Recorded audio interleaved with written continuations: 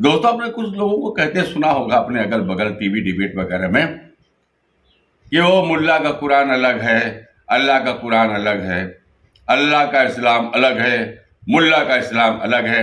देश में जो लोग ये बार बार हल्ला करते हैं कि अल्लाह का कुरान मुल्ला कुरान अलग अलग है, भैया तो बिल्कुल आप लोग भ्रमित नहीं हो।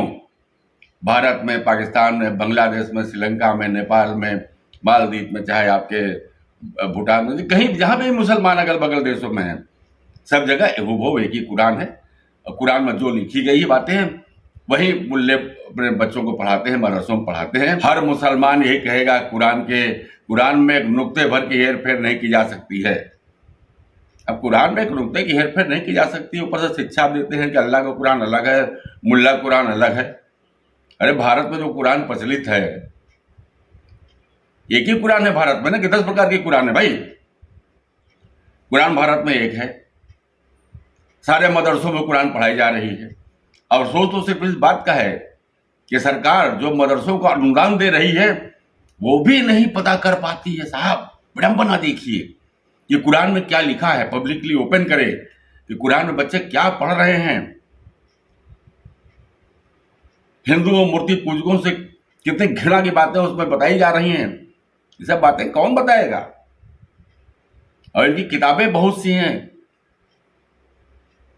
एक दो किताबें नहीं है, तमाम हदीस हैं और भी बहुत सी इस्लामिक बुक हैं जो इनको पढ़ाई जाती हैं।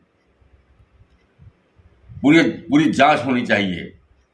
और केवल ये कह देना कि मुल्ला जो कुरान पढ़ा रहा है वो दूसरा है और जो सेकुलर मुसलमान कुरान पढ़ रहा है वो दूसरा है, बिल्कुल भ्रम न पालें।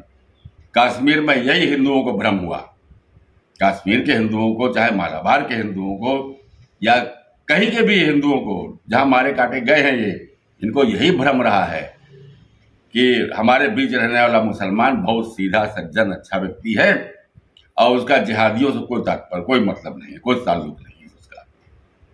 कश्मीर में पड़ोसियों ने ही हत्या करवाने में सहयोग किया था, पड़ोसियों ने साथ नहीं दिया था हिंदुओं का, क्योंकि भाई वो अल्लाह की निगाह में मुसलमान भाई होता। तुम कहां बीच में काफिर कूद रहे हो? तुम बहुदेववादी कहां से कूद रहे हो मूर्ति पूजक बीच में? तुम तो हो ही दुश्मन नंबर 1। ईसाई और यहूदी उतने बड़े दुश्मन नहीं है, भ्रम आप ये भी निकाल लें साथ में। कुरान जब पढ़ेंगे, ढंग से जानेंगे कुरान को, तो आप समझ जाएंगे कि सबसे बड़े दुश्मन मूर्ति पूजक हैं।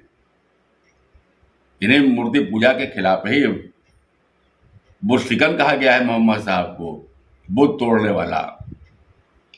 आप अनुमान लगा लें। और उसके बाद भी अगर आपको ये भ्रम है कि मुल्ला का कुरान अलग है और अल्लाह का कुरान अलग है, तो भाई साहब जल्दी ही आप कलमा पढ़ने की तैयारी करें। जय हिंद दोस्तों, मेरी बातें कैसे लगी क्यों बताइएगा। नमस्कार।